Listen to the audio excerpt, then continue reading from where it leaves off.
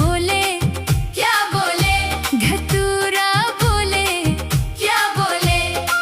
साथ भोले के छूटे ना। बोले बोले, क्या बोले?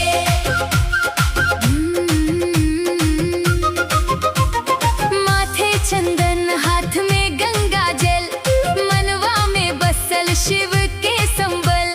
कांधे कांवर सजल सुहावन, चल से देवघर सावन सावन।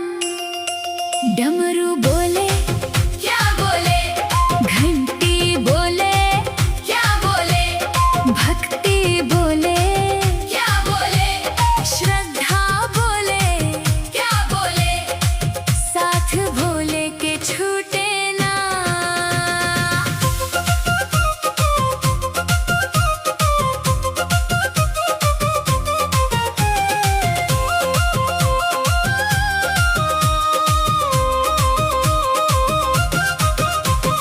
हर हर महादेव गूंजे रे, भक्ति के रंग मन सूंजे रे।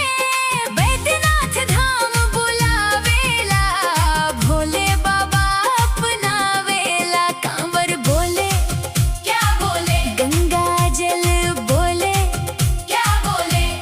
फूलवा बोले, क्या बोले? आरती बोले, क्या बोले? साथ भोले के छूटे ना।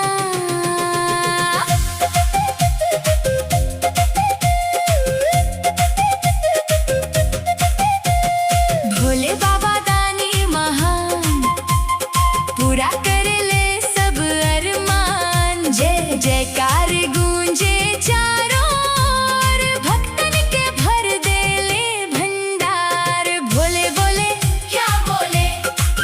गंगा बोले, क्या बोले? बेलपत्र बोले, क्या बोले? धतूरा बोले, क्या बोले? साथ भोले के छूटे